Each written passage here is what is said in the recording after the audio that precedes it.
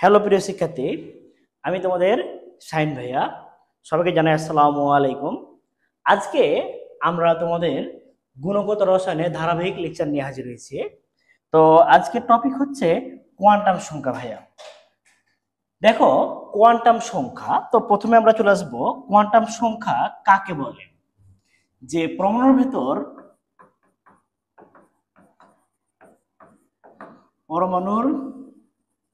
ভেতর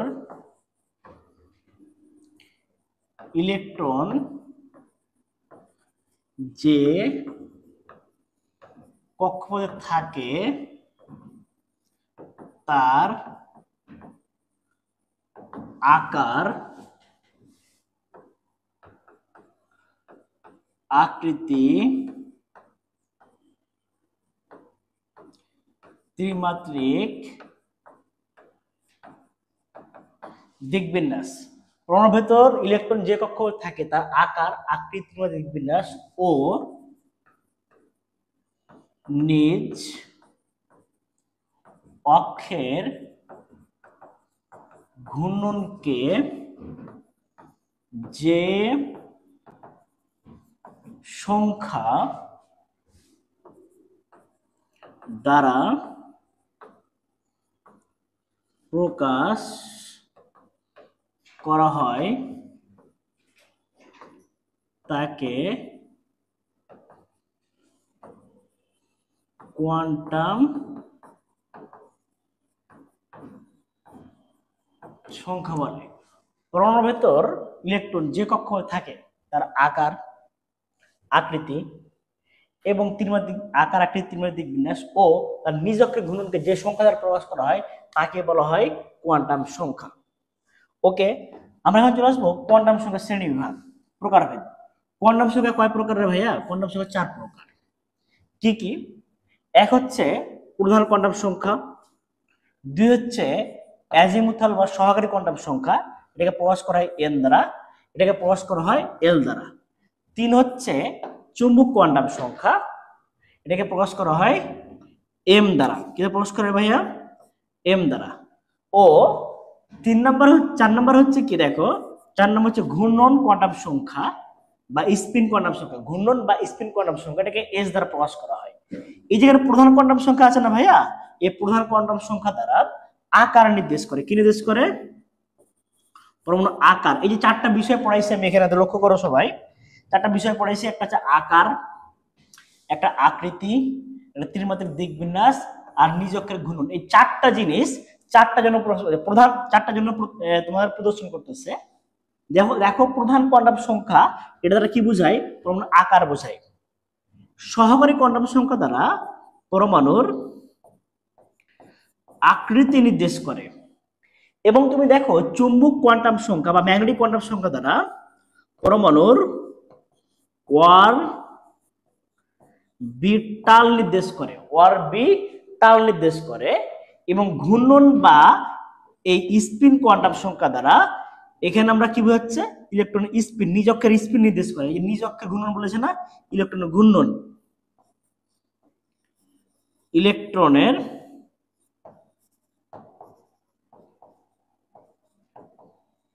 ঘূর্ণন নির্দেশ করে। আকার, আকৃতি, অরবিটাল ও ইলেকট্রনের ঘূর্ণন নির্দেশ করে। এক্ষেত্রে সর্বপ্রথম যে কাজটা করতে হবে, লক্ষ্য করো এখানে প্রধান কোয়ান্টাম সংখ্যা আকার যেহেতু নির্দেশ করতেছে, এই জায়গাতে এটা দ্বারা কক্ষপথ বোঝাচ্ছে, কক্ষপথ বা শক্তি স্তর, কক্ষপথ বা শক্তি স্তর। অ্যাজিমুথাল বা সহকারী কোয়ান্টাম সংখ্যা দ্বারা এটা দ্বারা বোঝাচ্ছে কি, দেখো উপশক্তি স্তর নির্দেশ করছে। এটা কি নির্দেশ করছে?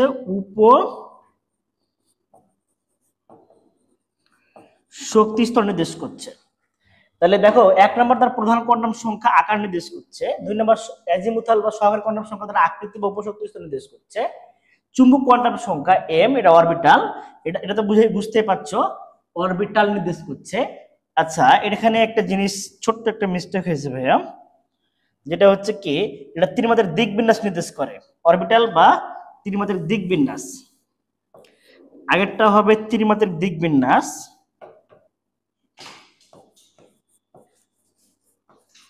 ত্রিমাত্রিক দিক বিন্যাস, আর এখন হবে অরবিটাল। তাহলে লক্ষ্য করো, প্রধান কোয়ান্টাম সংখ্যা আকার নির্দেশ করে, এটা কক্ষপথ প্রকাশ করা হয়। সহকারী বা অ্যাজিমুথাল কোয়ান্টাম সংখ্যা আকৃতি নির্দেশ করে, ইলেকট্রনের কক্ষপথের ফলে যে পরমাণু যে আকৃতি নির্দেশ করছে, উপশক্তি স্তর প্রকাশ করা হয় এটা দ্বারা। এখানে আমি দেখো চুম্বক কোয়ান্টাম সংখ্যা বা ম্যাগনেটিক কোয়ান্টাম সংখ্যা এম দ্বারা প্রকাশ করা হয়, এটা ত্রিমাত্রিক দিক বিন্যাস, এটা দ্বারা অরবিটাল নির্দেশ করে। এবং দেখো চতুর্থ যে কোয়ান্টাম সংখ্যাটা ছিল ঘূর্ণন কোয়ান্টাম সংখ্যা, ইলেকট্রনের ঘূর্ণন প্রকাশ করা হয়, এটা দ্বারা ইলেকট্রনের সংখ্যা নির্দেশ করে।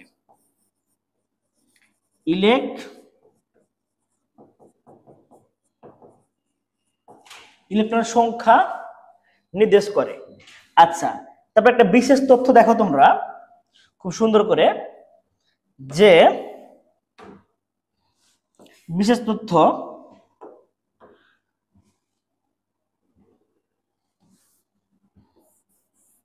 কোয়ান্টাম সংখ্যা বাড়লে ইলেকট্রনের প্রতি নিউক্লিয়াসের আকর্ষণ কমে যায়। দেখো যত কোয়ান্টাম সংখ্যা বাড়বে, আচ্ছা আমাদের কোয়ান্টাম সংখ্যাটা কি, যত কোয়ান্টাম সংখ্যা বাড়তেছে তাহলে ইলেকট্রনের কি, ইলেকট্রন নিউক্লিয়াসের আকর্ষণ কমে যায়। কেন কমে যায়? কোয়ান্টাম সংখ্যা যদি বাড়ে, একটা শক্তি স্তর, প্রধান কোয়ান্টাম সংখ্যা এন এর মান যদি বৃদ্ধি পায়, একটা শক্তি স্তর বৃদ্ধি পায়, তো শক্তি স্তর বৃদ্ধি পেলে পরমাণু আকার কি হয়ে যায় ভাইয়া, বড় হয়ে যায়। যখন পরমাণু আকার বড় হয়ে যায়, ধীরে ধীরে এই নিউক্লিয়াস কর্তৃক এই ইলেকট্রনের আকর্ষণ কি পেয়ে যায়, হ্রাস পেয়ে যায়। এটাই বোঝাচ্ছে যে তথ্যটা খুবই ইম্পর্টেন্ট, যে কোয়ান্টাম সংখ্যা বাড়লে ইলেকট্রন প্রতি নিউক্লিয়াসের কি কমে যায়, আকর্ষণ কমে যায়। ওকে, এবার দেখো আমরা প্রথমে পড়বো 1 নাম্বার হচ্ছে প্রধান কোয়ান্টাম সংখ্যা। এখন কথা হচ্ছে প্রধান কোয়ান্টাম সংখ্যা কাকে বলে?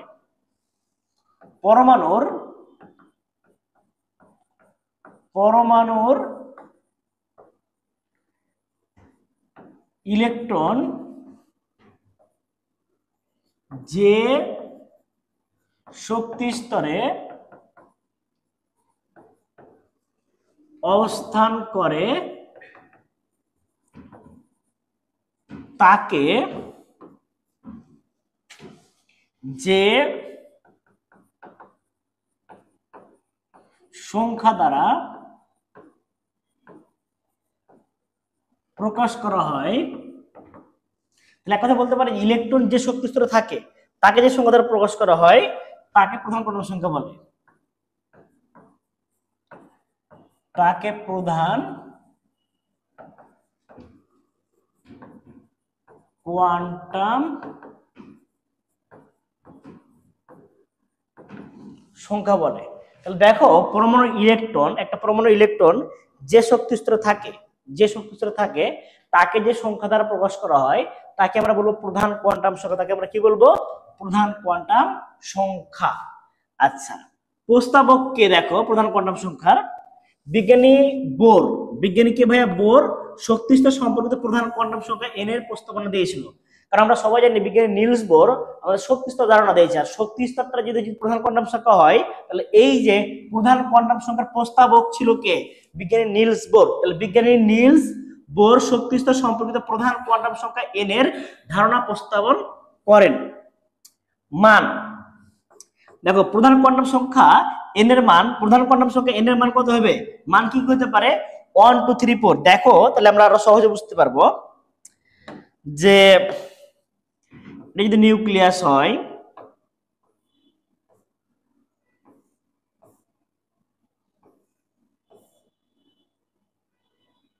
আচ্ছা তো সবাই একটা জিনিস লক্ষ্য করো ভাইয়া,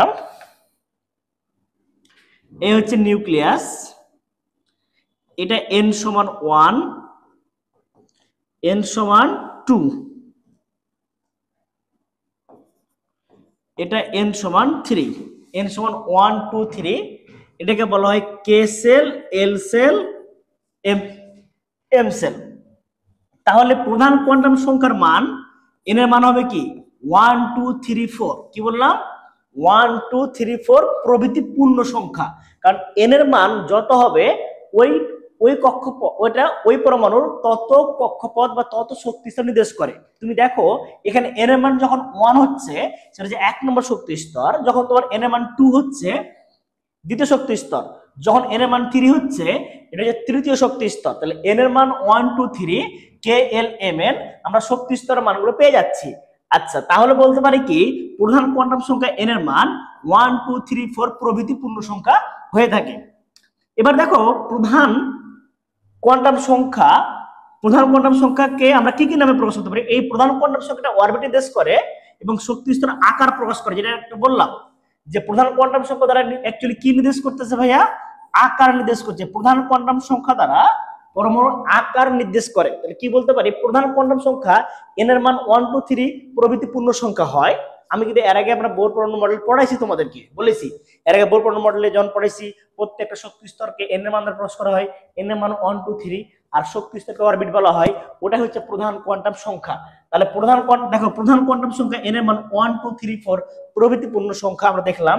এবং এই যে প্রধান কোয়ান্টাম সংখ্যা অরবিট নির্দেশ করছে এবং শক্তি স্তর কি প্রকাশ করছে? আকার প্রকাশ করে। এবার বিশেষ কিছু তথ্য আমরা দেখবো ভাইয়া। দেখো বিশেষ কিছু তথ্য, কোন প্রধান শক্তি স্তরে বা অরবিটের সর্বোচ্চ ইলেকট্রন ধারণ ক্ষমতা হচ্ছে 2n স্কয়ার। সর্বোচ্চ ইলেকট্রন ধারণ ক্ষমতা ভাইয়া 2n স্কয়ার। দেখো কি ভাইয়া? সর্বোচ্চ ইলেকট্রন ধারণ ক্ষমতা 2n স্কয়ার। এবং একটা জিনিস লক্ষ্য করো এখানে যে অরবিটাল সংখ্যা হচ্ছে জাস্ট n স্কয়ার। অরবিটাল সংখ্যা হচ্ছে জাস্ট n স্কয়ার। কারণ কোন শক্তি স্তর বা প্রধান কোয়ান্টাম সংখ্যাতে বা শক্তি স্তর বা অরবিটে আমাদের ইলেকট্রন ধারণ ক্ষমতা আমরা পাচ্ছি 2n স্কয়ার এবং ওই শক্তি স্তরে অরবিটাল সংখ্যা n স্কয়ার। কারণ একটা অরবিটালে ভাইয়া ইলেকট্রন থাকে সর্বোচ্চ কয়টি বলো তো? দুটি। দেখো যদি একটা অরবিটালে ইলেকট্রন থাকে সর্বোচ্চ দুটি, তাহলে আমি যদি আমার ইলেকট্রন ধারণ ক্ষমতা 2n স্কয়ার হয়, তাহলে আমি ওখান থেকে ইলেকট্রন পেতে চাই অরবিটাল সংখ্যা কয়টা বের করতে চাচ্ছি। আমি একটা উদাহরণ দিই। মনে করো একটা বাড়িতে 30 জন মানুষ আছে। কথাটা বুঝো, একটা বাড়িতে 30 জন মানুষ আছে। বললাম ওই বাড়িতে একটা ঘরে সর্বোচ্চ 2 জন করে থাকতে পারে। তাহলে বললাম ঘর কয়টা আছে? তুমি কি করবা? ওই জনসংখ্যাটাকে 2 দিয়ে ভাগ করবা। 2 দিয়ে ভাগ করে কি পাচ্ছ তুমি? 15 পাচ্ছ না ভাইয়া? তখন তুমি বলতে পারছো এখানে 15টি ঘর আছে। কি বলতেছো ভাইয়া? এখানে 15টি ঘর আছে। কিভাবে বলতে পারলা? কারণ যেহেতু বলা হলো একটি ঘরে 2টি ইলেকট্রন থাকে, তাহলে 2 দিয়ে ভাগ করলাম। তাহলে দেখো যে হাইড্রোজেন পরমাণুর আমাদের যে ক্ষেত্রে কোন প্রধান শক্তি স্তরে সর্বোচ্চ ইলেকট্রন ধারণ ক্ষমতা হচ্ছে 2n স্কয়ার। সর্বোচ্চ ইলেকট্রন ধারণ ক্ষমতা কতটি ভাইয়া? 2n স্কয়ার যদি হয়, তাহলে অরবিটাল সংখ্যা হবে কি? Just n square. তাহলে হাইড্রোজেন পরমাণু আয়নীকরণ শক্তি হাইড্রোজেন পরমাণুর আয়নীকরণ শক্তি যে যে 1 নম্বর শক্তি স্তর থেকে অসীম দূরত্বে পাঠাতে শক্তিটা লাগে, সেটা হচ্ছে কি? এটা মান মুখস্থ রাখবো ভাইয়া, মেডিকেলের পরীক্ষার জন্য খুবই ইম্পর্টেন্ট। এটা মেডিকেল পরীক্ষার জন্য খুবই খুবই খুবই ইম্পর্টেন্ট। হাইড্রোজেন পরমাণুর আয়নীকরণ শক্তি হচ্ছে প্লাস 1312, মানে 1312 হচ্ছে কিলোজুল পার মোল। 1312 কিলোজুল পার মোল মেডিকেল পরীক্ষার জন্য খুব ইম্পর্টেন্ট। এই জন্য দেখো এই যে এই প্রক্রিয়া আমরা পেয়ে যাচ্ছি। দেখো মুখ্য বা প্রধান কোয়ান্টাম সংখ্যা দ্বারা কক্ষপথের অবস্থান, এই যে আমরা বললাম ইলেকট্রন ঠিক কোথায় অবস্থান, কক্ষপথের অবস্থান নির্দেশ করতেছি। কয় নম্বর কক্ষপথ অথবা আয়তন। তাহলে অবস্থানের এমসিকিউতে ভাইয়া প্রচুর আছে। যদি বলা হয় যে একটা পরমাণু কক্ষপথের অবস্থান নির্দেশ করে কোন কোয়ান্টাম সংখ্যা, সেটা প্রধান কোয়ান্টাম সংখ্যা। যদি প্রশ্ন করা হয় যে কক্ষপথের বা পরমাণুর আয়তন বা কক্ষপথের আকার, এই বিষয়ে আলোচনা করছে, আয়তন বা আকার আলোচনা করা হচ্ছে প্রধান কোয়ান্টাম সংখ্যা দ্বারা। এবং তুমি দেখো মোট শক্তি যদি বলা হয় যে শক্তির পরিমাণ বৃদ্ধি পেলে কোন কোয়ান্টাম সংখ্যা নির্দেশ করে, শক্তির পরিমাণ নির্দেশ করে সেটা বোঝায় প্রধান কোয়ান্টাম সংখ্যা। ভাই এটা কতটা ইম্পর্টেন্ট তোমাকে বলে দিতে পারছেন, খুবই একটা ইম্পর্টেন্ট নোট, ইম্পর্টেন্ট একটা পয়েন্ট। তাহলে মুখ্য বা প্রধান কোয়ান্টাম সংখ্যা দ্বারা কক্ষপথের অবস্থান, আয়তন ও মোট শক্তি নির্দেশ করে। মোট কি নির্দেশ করে? শক্তি নির্দেশ করে। এবার চলে আসো প্রধান কোয়ান্টাম সংখ্যা। যেমন প্রধান কোয়ান্টাম সংখ্যা n এর মান 4 হলে তার অরবিটাল সংখ্যা হবে কি? জাস্ট অরবিটাল সংখ্যা কি বললাম ভাইয়া? n square. তাহলে এখানে কি n স্কয়ার দিলে কি 4 স্কয়ার মানে কতটি হচ্ছে ভাইয়া? 16টি। যদি 3 নাম্বার দেওয়া হয়, তৃতীয় যদি বলা হয় প্রধান কোয়ান্টাম সংখ্যা 3 হলে তুমি পাবা কত বলো তো? 3 স্কয়ার। তার মানে কয়টি পাবা রে ভাইয়া? 9টি। তাহলে যত অরবিটাল সংখ্যা নির্ণয় করার ফরম্যাটটা হচ্ছে n স্কয়ার। আর যদি ইলেকট্রন সংখ্যা বললে 2n স্কয়ার। আচ্ছা, তারপরে আসে দেখি যে প্রধান কোয়ান্টাম সংখ্যার প্রয়োজনীয়তা। আচ্ছা, প্রয়োজনীয়তা কি? এর প্রয়োজনীয়তা কোথায় কোথায় রয়েছে? প্রধান কোয়ান্টাম সংখ্যা হাইড্রোজেন পরমাণুর বর্ণালীর প্রধান কোয়ান্টাম সংখ্যার দ্বারা ব্যাখ্যা করা হয়। ওই যে হাইড্রোজেন পরমাণুর বর্ণালী মানে কি? যখন তুমি হাইড্রোজেন পরমাণুর ক্ষেত্রে একটা ইলেকট্রন উচ্চ শক্তি স্তর থেকে নিম্ন শক্তি স্তর নেমে আসছে, তখন শক্তির বিকিরণ করতেছে, আর এই বিকিরণকৃত শক্তি তরঙ্গ দৈর্ঘ্য থেকে বর্ণালী পাই। তো এই যে ইলেকট্রন গুলো স্থানান্তর হচ্ছে, এটা অ্যাকচুয়ালি কোথা থেকে কোথায় যাচ্ছে? এক শক্তি স্তর থেকে আরেকটা শক্তি স্তরে যাচ্ছে। তো এই যে শক্তি স্তরগুলোকে প্রকাশ করা হচ্ছে কি দ্বারা? এই শক্তি স্তরগুলোকে প্রকাশ করা হচ্ছে অ্যাকচুয়ালি প্রধান কোয়ান্টাম সংখ্যা দ্বারা। তাহলে আমরা খুব সহজে এটা বুঝতে পারতেছি যে আমরা যখন হাইড্রোজেন পরমাণুর বর্ণালী সম্পর্কে ধারণা দেওয়া হয়, হাইড্রোজেন পরমাণু কি সম্পর্কে ভাইয়া? বর্ণালী সম্পর্কে ধারণা দেওয়া হয়, এটা এটা ধরুন এই বর্ণালীর প্রধান বর্ণালীর রেখা ব্যাখ্যা করার জন্য। এবার চলো তাৎপর্য। প্রধান কোয়ান্টাম সংখ্যার সাহায্যে প্রধান শক্তি স্তরে অরবিট আকার সম্পর্কে অবগত হওয়া যায়। তাহলে কি দেখো যে তাৎপর্য, যে প্রধান কোয়ান্টাম সংখ্যার সাহায্যে প্রধান শক্তি স্তর বা অরবিটের আকার সম্পর্কে অবগত হওয়া যায়। কি সম্পর্কে অবগত হওয়া যায়? আকার। কারণে ভাইয়া? শক্তি স্তর বা অরবিটের। তাহলে প্রধান কোয়ান্টাম সংখ্যা দ্বারা প্রধান শক্তি স্তর বা অরবিটের আকার সম্পর্কে ধারণা পাওয়া যায়। এখন আমরা কয়েকটি শক্তি স্তরে ইলেকট্রন ধারণ ক্ষমতা বের করব। যে শক্তি স্তরের ইলেকট্রন ধারণ ক্ষমতা ও অরবিটাল।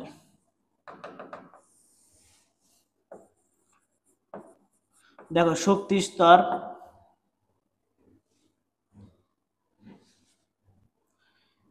এন এর মান, ইলেকট্রন সংখ্যা,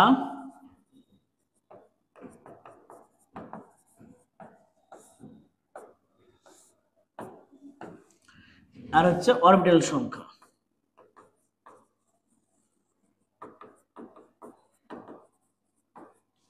তাহলে শক্তি স্তর, এন এর মান, ইলেকট্রন সংখ্যা এবং হচ্ছে কি অরবিটাল সংখ্যা। আচ্ছা ভাইয়া, তোমরা দেখো সবাই যে শক্তি স্তর বা এন এর মান, ইলেকট্রন সংখ্যা, অরবিটাল সংখ্যা আলোচনা যদি করতে চাই আমরা, সেক্ষেত্রে প্রথম শক্তি স্তর যদি আলোচনা করি আমরা, প্রথম শক্তি স্তর এন এর মান, প্রথম শক্তির জন্য এন এর মান 1, প্রথম শক্তি স্তরের জন্য এন এর মান, তাহলে প্রথম শক্তি এন এর মান হচ্ছে 1, এন এর মান 1 হলে ইলেকট্রন সংখ্যা হচ্ছে কি হবে? 2 × 1 স্কয়ার, তাহলে সমান সমান 2টি। অরবিটাল সংখ্যা 1টি। অরবিটাল সংখ্যা কয়টি রে ভাইয়া? 1টি। কারণ জাস্ট এন স্কয়ার মানে কি 1 স্কয়ার, 1 স্কয়ার মানে কয়টি হচ্ছে? 1টি। এখানে ইলেকট্রন সংখ্যা হচ্ছে 2টি। দেখো তাহলে দ্বিতীয় শক্তি স্তরের জন্য, দ্বিতীয় শক্তি স্তর, তাহলে এন এর মান 2। আচ্ছা, এন এর মান যদি 2 হয় তাহলে 2 × 2 স্কয়ার, তাহলে 2 × 2 = 4 দিয়ে কত? 8টি। এর অরবিটাল সংখ্যা কত হচ্ছে দেখো? 2 স্কয়ার সমান কয়টি রে ভাইয়া? 4টি।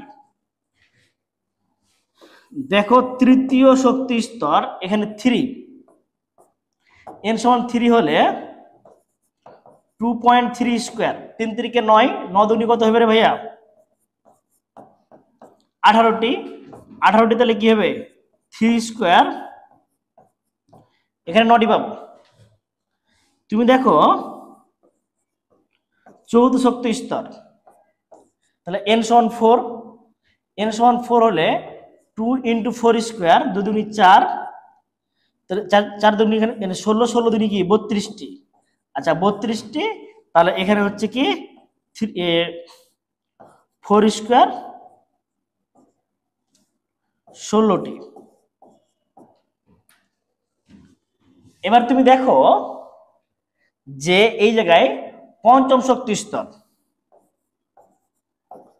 পঞ্চম শক্তি স্তর n সমান 5 হলে 2 × 5 স্কয়ার, তাহলে এই জায়গায় হিসাবে কতটি হওয়ার কথা ছিল? 50টি, কিন্তু এখানে কি হবে? 32টি হবে। এখানে কতটি হবে? 16টি। আচ্ছা কারণ কি?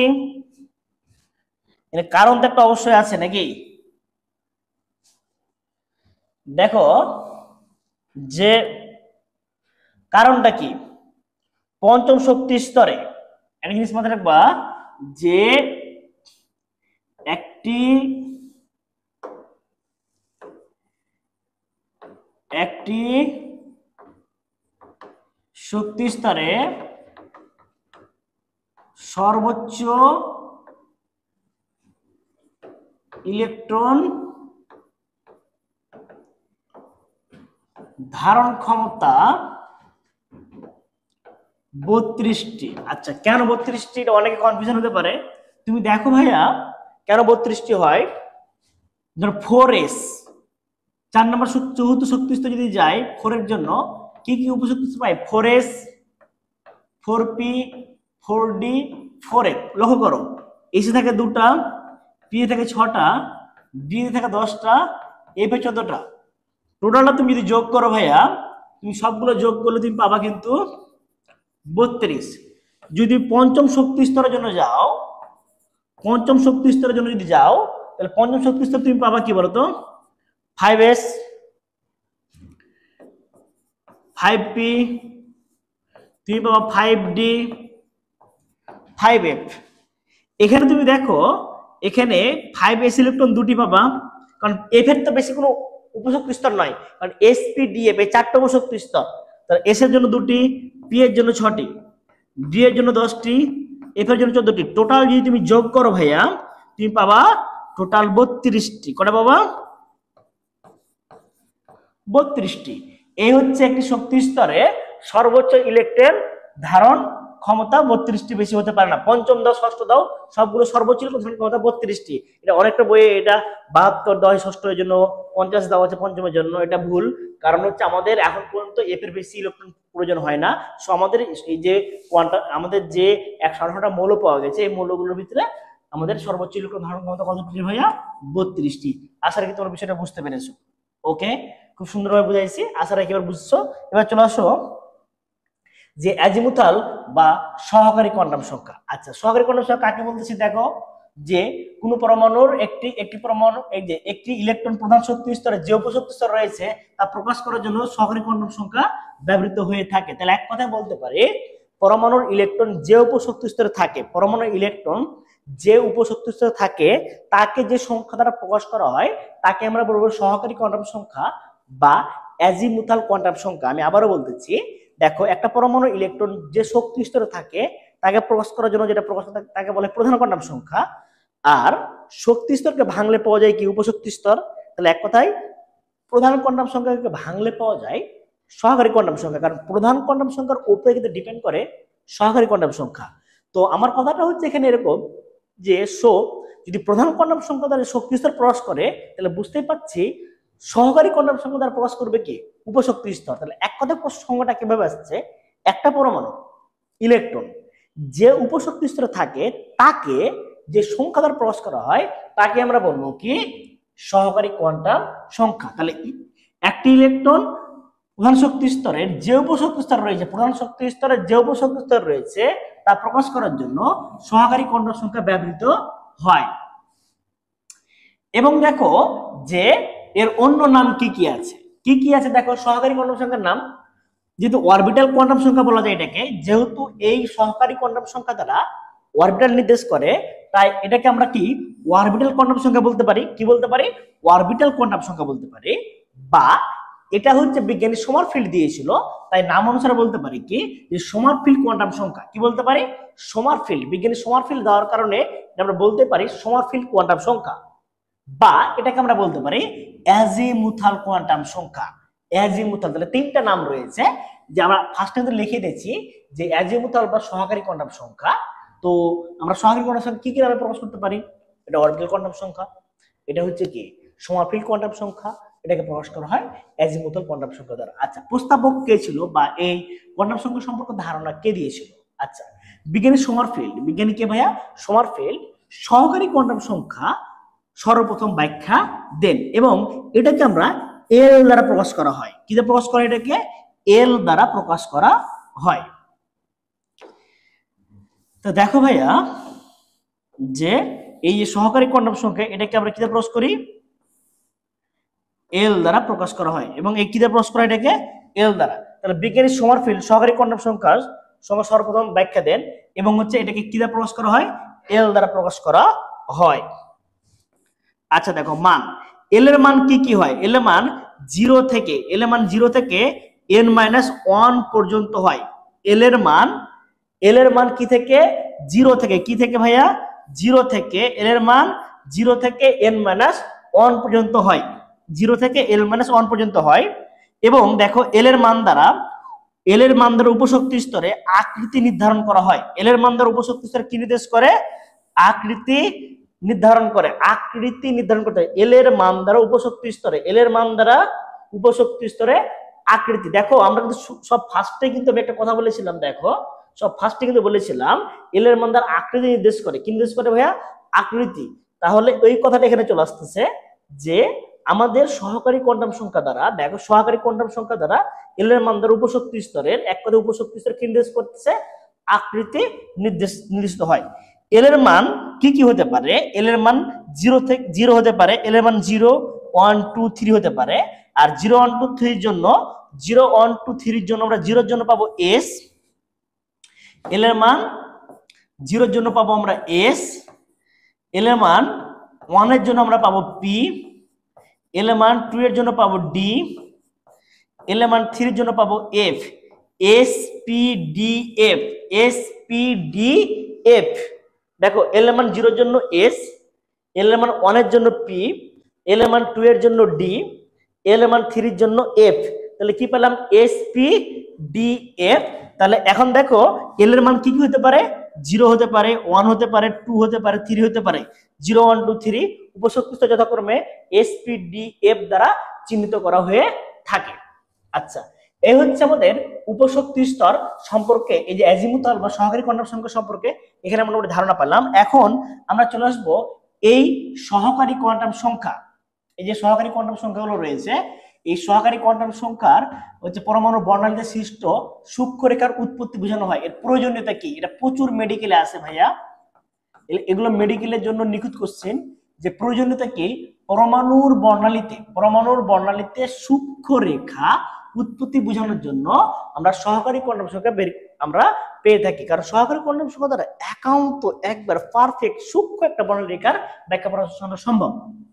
এবার যেটা হচ্ছে তাৎপর্য কি, তাৎপর্যটা হচ্ছে কি যে উপশক্তি স্তরের আকৃতি সহকারী কোয়ান্টাম সংখ্যা এল এর সাহায্যে জানা যায়, মানে এর সাহায্যে কি কি করা যায়, তাৎপর্য মানে এর সাথে কি কি করা যায়। তো আমরা সহকারী কোয়ান্টাম সংখ্যা সাহায্যে উপশক্তি স্তরের আকৃতি সহকারী কোয়ান্টাম সংখ্যা এল এর সাহায্যে করা হয় এবং ইলেকট্রনের কৌণিক ভরবেগ সম্পর্কে জানা যায়। কি করে যায়, ইলেকট্রনের কৌণিক ভরবেগ সম্পর্কে জানা যায় এই এল এর মান দ্বারা। ইলেকট্রনের কি ভাইয়া কৌণিক ভরবেগ। তাহলে তাৎপর্য হচ্ছে দুইটা, একটা হচ্ছে কি যে তার আকৃতি সম্পর্কে জানা যায়, একটা উপশক্তি স্তরের আকৃতি সম্পর্কে জানা যায় এবং ওই ইলেকট্রনের কৌণিক ভরবেগ সম্পর্কে ধারণা পাওয়া যায়। আচ্ছা আমরা এল এর মান কিভাবে পেলাম, দেখো এবার একটা কথা হচ্ছে এল এর মান নির্ভর করে, এল এর মান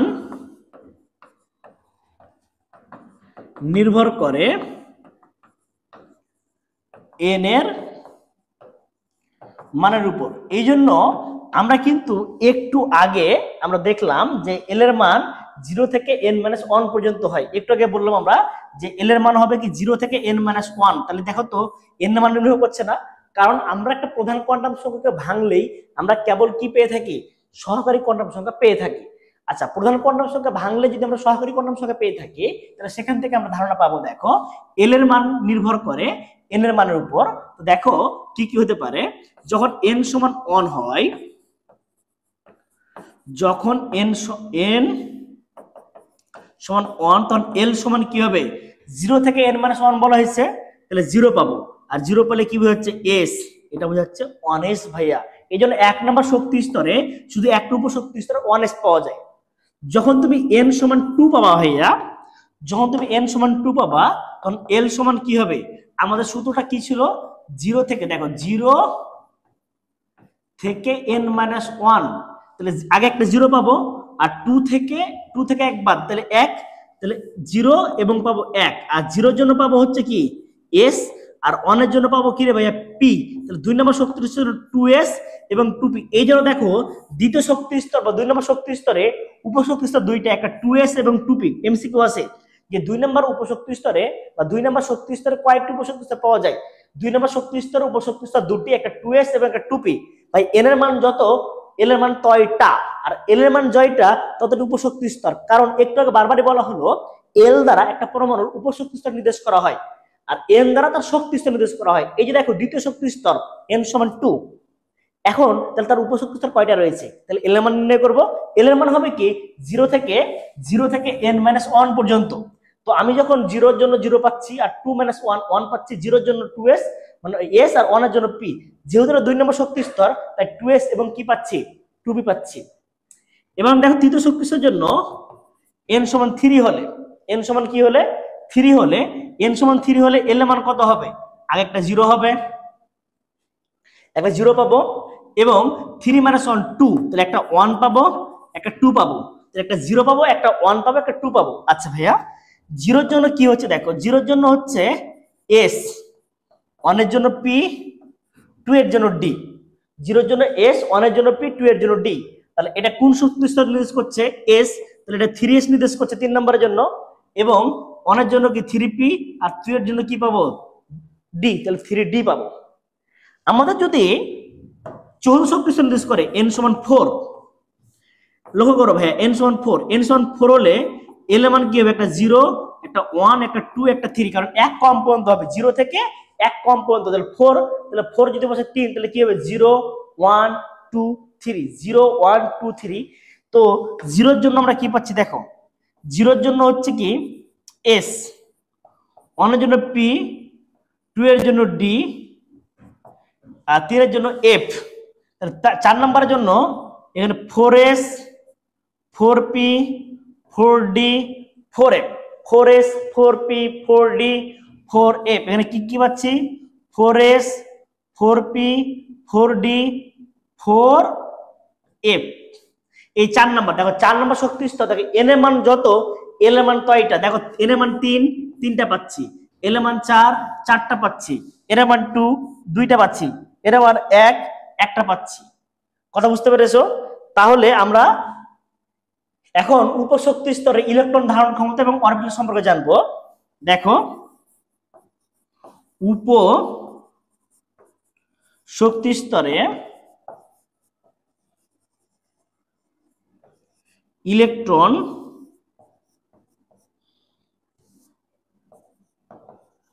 ধারণ ক্ষমতা।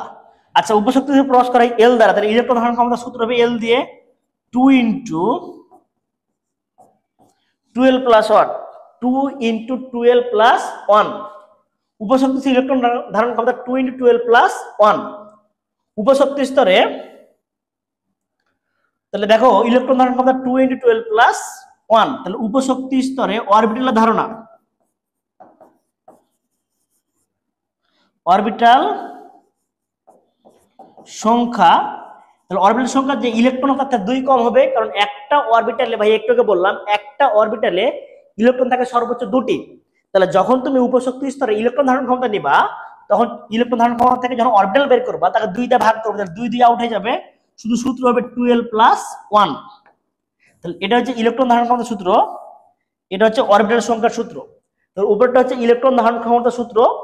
তাহলে দেখো উপশক্তি স্তরে ইলেকট্রন ধারণ ক্ষমতা 2 ইন্টু 12 প্লাস 1, এবং উপশক্তি স্তরে অরবিটাল সংখ্যা হচ্ছে 2l প্লাস 1। কি হচ্ছে এখানে 2l প্লাস 1।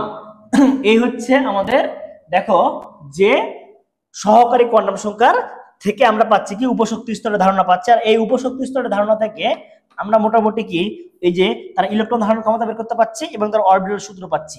কারণ যেহেতু উপশক্তি স্তরে এল দিয়ে প্রকাশ করা হয় তাই সূত্র এল দিয়ে, আর প্রধান কোয়ান্টাম সংখ্যাকে প্রকাশ করা হয় এন দিয়ে, সূত্র ছিল এন দিয়ে 2n² এবং শুধু n²। এখন আমরা প্রত্যেকটা উপশক্তি স্তরের জন্য ইলেকট্রন ধারণ ক্ষমতা এবং অরবিটাল সংখ্যা আমরা বের করব।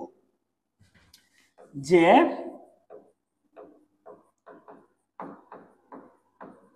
বিভিন্ন উপশক্তি স্তরের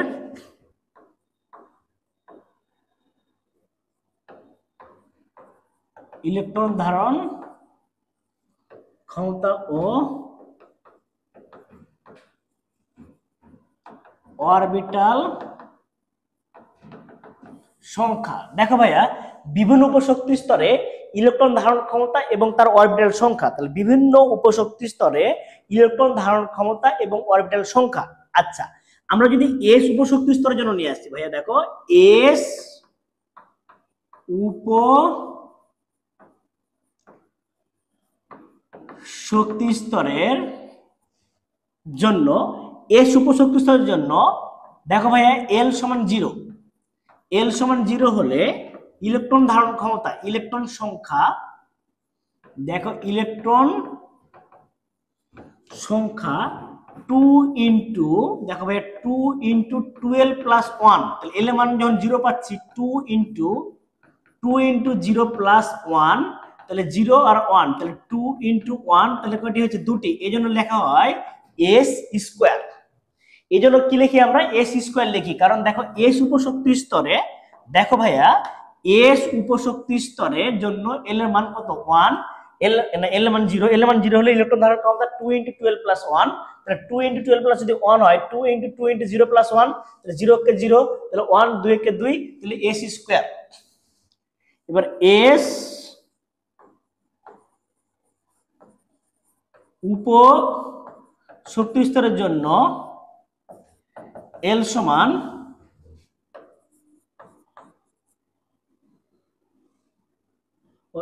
এর জন্য এবার অরবিটাল সংখ্যা নির্ণয় করব। Orbital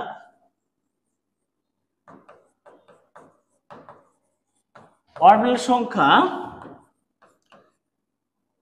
2l plus 1। তাহলে 2 ইন্টু 0 প্লাস 1, তাহলে 0 0 এর 1, তাহলে এখানে অরবিটাল সংখ্যাটা হবে একটা। তাহলে এস উপশক্তি স্তরের জন্য অরবিটাল সংখ্যা 2l প্লাস 1, তাহলে 2 ইন্টু 0 প্লাস 1, তাহলে 2 ইন্টু 0 প্লাস যদি 1 হয়, তাহলে জাস্ট এখানে হবে কি 1। জাস্ট এখানে হবে কি ভাইয়া? 1। এস উপশক্তি স্তরের অরবিটাল সংখ্যা তাহলে একটি হচ্ছে, এবং এই জন্য এস এর কোনো ক্লাসিফিকেশন নাই। আমরা যদি পি উপশক্তির জন্য বের করতে চাই, পি উপশক্তি স্তরের জন্য এল সমান 1 হলে ইলেকট্রন ধারণ ক্ষমতা 2 ইন্টু 1 প্লাস 1, 2 একে 2 আর 1 এ 3 ভাইয়া, তাহলে 2 ইন্টু 3 সমান হচ্ছে 6। এই জন্য গঠন করতে পারে ভাইয়া P6। এই জন্য কি গঠন করে ভাইয়া? P6। এখন তোমাকে যদি আমি বলি যে পি উপশক্তি স্তরের জন্য অরবিটাল সংখ্যা, কি সংখ্যা বের করতে ভাইয়া? অরবিটাল। তাহলে পি উপশক্তি স্তরে আমরা যখন ইলেকট্রন ধারণ ক্ষমতা পেলাম 2 ইন্টু 12 প্লাস 1 সূত্র ছিল, এবং অরবিটাল সংখ্যা সূত্র কি ছিল বলো তো ভাইয়া? 2l প্লাস কিন্তু 1 ছিল। দেখো 2l প্লাস 1, তাহলে 2 ইন্টু 1 প্লাস 1, তাহলে আমরা 2 একে 2 এর 1 কত? 3। এই জন্য দেখো পি কে আমরা ভাঙলে 3টা পাই, একটা px পাই, একটা py পাই, আর একটা pz পাই। পি কে ভাঙলে 3টে জিনিস পাওয়া যায়, একটা px, একটা py, আর একটা হচ্ছে pz। দেখো পি উপশক্তির জন্য এল সমান 1 হলে, পি উপশক্তির জন্য এল সমান 1 হলে ইলেকট্রন ধারণ ক্ষমতা 2 ইন্টু 12 প্লাস 1, 2 ইন্টু 12 প্লাস, তাহলে 1, তাহলে এখান থেকে আমরা এই সূত্র থেকে আমরা এটা আমরা পেয়ে যাচ্ছি। তাহলে অরবিটাল সংখ্যা 12 প্লাস 1, 2 ইন্টু 1 প্লাস 1, তাহলে 3টি পাচ্ছি। তাহলে 3টা অরবিটালের নাম হচ্ছে একটা px, py, আর একটা হচ্ছে কি pz। এবার চলে আসো ডি উপশক্তি স্তরের জন্য। দেখো ডি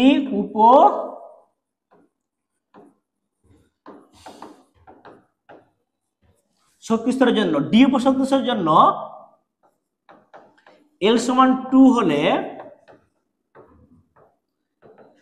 ইলেকট্রন ধারণ ক্ষমতা কত হবে? 2 ইন্টু 2 প্লাস 1, 2 একে 2 দুনি 4, 1 5, 2 দুনি 5, 1 10। এই জন্য গঠন করে D10। গঠন করে কি? D10। এবং অরবিটাল সংখ্যা দেখো, এর অরবিটাল সংখ্যা এর অরবিটাল সংখ্যা কত হবে দেখো, দ্বি উপশক্তি স্তরের জন্য L সমান 2 হলে ইলেকট্রন ধারণ ক্ষমতা এবং তার অরবিটাল সংখ্যা চলে আসছে দেখো, যে অরবিটাল সংখ্যা 2L + 1, তাহলে এখানে যদি চলে আসি 2 × 2 + 1, তাহলে মোট 5টা। আচ্ছা, 5টা অরবিটাল কি কি?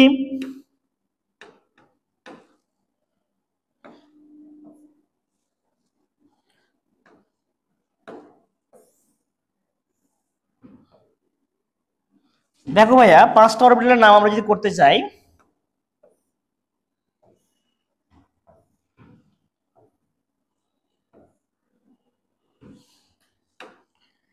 DXY একটা, DYZ, DXY, DYZ,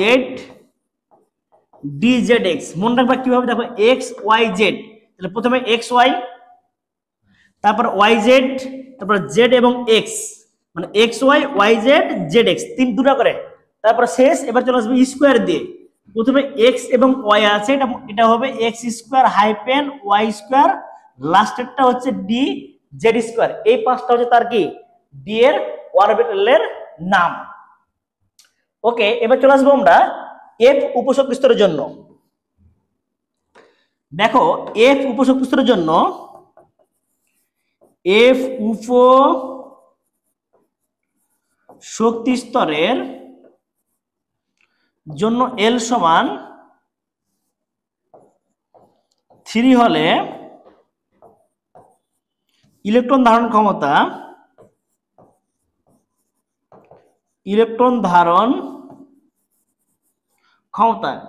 তাহলে দেখো এখানে F উপশক্তি স্তরের জন্য L সমান 3 হলে ইলেকট্রন ধারণ ক্ষমতা সমান 2 × 12 + 1 এর জন্য 2, 2 × 3 + 1, 2 3 2 6 এর 1 7, তাহলে 2 × 7 সমান হচ্ছে 14টি। এখানে হচ্ছে কি, F উপশক্তি স্তরের জন্য L সমান 3 হলে ইলেকট্রন ধারণ ক্ষমতা 2 × 12 + 1, এখানে হচ্ছে কি 14টি। এবার চলে আসো F উপশক্তি স্তরের জন্য, তাহলে এবার অরবিটাল সংখ্যা যদি বের করতে চাই আমরা,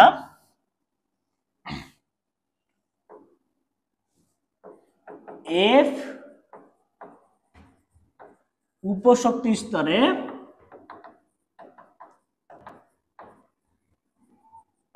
অরবিটাল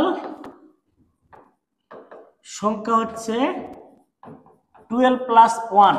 আচ্ছা, 12 + যদি 1 হয়, তাহলে এক্ষেত্রে আমরা কি পাচ্ছি দেখো, 12 + 1 এর জন্য 2 × 3 + 1 সমান কি পাচ্ছি ভাইয়া বলো তো, 7। তাহলে এখানে আমরা মোট 7টা পাবো ভাইয়া, 1 2 3 4 5 6 7টা মোট অরবিটাল। 7টা অরবিটালের নাম কি কি? অক্ষ কিন্তু 3টা, X Y Z। F, X তে কমন রাখো, থাকছে কি Y আর Z, Y² - Z² নাও। তারপরে দেখো এবার Y কে ফিক্সড রাখো, তো Y কে ফিক্সড রাখলে থাকছে কি Z এবং X, Z² - X² চলে আসো। তারপরে দেখো F থাকছে কি, এবার Z কে কমন রাখো, Z কে কমন রাখলে থাকছে কি X এবং Y, তাহলে এখানে পাচ্ছি কি X² - Y²। এবং দেখো তারপরেরটা চলে আসো F, এবার কমন তো 3টা শেষ। এবার দেখো, এবার 3টার নাম লিখে নাও একসাথে, X Y Z, 3টা একসাথে করলে X Y Z। তাহলে 4 নাম্বার, 5 6 7 আরো আছে। এবার পরের ঘরটা কি, এই 3টা আছে না X Y Z কে, তুমি একটাকে ফিক্সড রেখে দাও X কে, তাহলে এই যে Y এবং যে দুটাকে Z ধরলে কি আসবে, Z²। পরেরটাকে এবার Y কে ফিক্সড রেখে দাও, Y কে রেখে দিলে থাকছে কি X টা Z এ কনভার্ট করলে কি Y Z²। এবার 3টাকে Z ধরে নাও, তাহলে কি পাবো, Z³। খুবই সহজ, আমি আবারও বলছি দেখো, 3টা অক্ষ X Y Z প্রথমে এক্স কে কমন রাখলে ওয়াই আর জেড থাকে X Y square hyphen Z square, তারপর ওয়াই কে কমন রাখো, তাহলে কি থাকছে জেড স্কোয়ার হাইপেন কি এক্স স্কোয়ার। তারপরে জেড কে কমন রাখো, আমরা যদি এবার জেড কে কমন রাখি এক্স ওয়াই জেড এর মধ্যে এক্স ওয়াই জেড এ থাকছে কি এক্স এবং Y, X square hyphen Y square, তিনটাকে একসাথে নিলাম এক্স ওয়াই জেড। এবার এক্স কে ফিক্সড রেখে ওয়াই আর জেড এর এই ওয়াই কে জেড ধরলে কি পাচ্ছি জেড স্কোয়ার। এবার ওয়াই কে ফিক্সড রেখে এক্স কে জেড ধরলে জেড, তাহলে ওয়াই জেড স্কোয়ার, তিনটাকে জেড ধরলে জেড ইন্টু জেড সমান সমান কি হতে পারে জেড কিউব, কি হতে পারে জেড কিউব। এ হচ্ছে 7টা টোটাল আমাদের ফরম্যাট। কথা কি বুঝতে পেরেছো? এই 7টা অরবিটালের নাম। এটা হচ্ছে কি, তাহলে আমরা সহকারী কোয়ান্টাম সংখ্যা থেকে আমরা উপশক্তি স্তরের আমরা অরবিটাল সংখ্যার নামগুলো জেনে গেলাম, কারণ উপশক্তি স্তরের মধ্যে কি থাকে অরবিটাল। তাহলে একটা জিনিস লক্ষ্য করো যে প্রধান এন কে ভাঙলে পাওয়া যাচ্ছে কি এল এর মান, এটা দ্বারা প্রধান কোয়ান্টাম সংখ্যা বোঝাচ্ছে, প্রধান কোয়ান্টাম সংখ্যা এটা দ্বারা বোঝাচ্ছে কি সহকারী। এটা যদি শক্তি স্তর হয় তাহলে এটা হচ্ছে কি উপশক্তি স্তর, তাহলে এটা শক্তি স্তর, এটা হচ্ছে এটা বোঝাচ্ছে উপশক্তি স্তর। তাহলে শক্তি স্তরে ভাঙলে উপশক্তি স্তর পাওয়া যায়, এবং এই উপশক্তি স্তর ভাঙলে পাওয়া যাচ্ছে কি অরবিটাল, আর অরবিটাল প্রকাশ করে ম্যাগনেটিক কোয়ান্টাম সংখ্যা দ্বারা। তো আশা করি তোমরা বুঝতে পেরেছো। আমরা নেক্সট ক্লাসে আমরা ম্যাগনেটিক কোয়ান্টাম সংখ্যা এবং স্পিন কোয়ান্টাম সংখ্যা বুঝবো। আজকে আমরা কোয়ান্টাম সংখ্যা দুটো টার্ম পড়লাম, প্রধান কোয়ান্টাম সংখ্যা এবং সহকারী কোয়ান্টাম সংখ্যা। প্রধান কোয়ান্টাম সংখ্যা দ্বারা শক্তি স্তর বোঝাচ্ছে এবং সহকারী কোয়ান্টাম সংখ্যা উপশক্তি স্তর বোঝাচ্ছে, এবং প্রধান কোয়ান্টাম সংখ্যা দ্বারা পরমাণু আকার বোঝালেও সহকারী কোয়ান্টাম সংখ্যা দ্বারা উপশক্তি স্তরের আকৃতি নির্দেশ করতেছে। এই হচ্ছে আজকে পড়া। ঠিক আছে, সবাই ভালো থাকো, সুস্থ থাকো, আসসালামু আলাইকুম।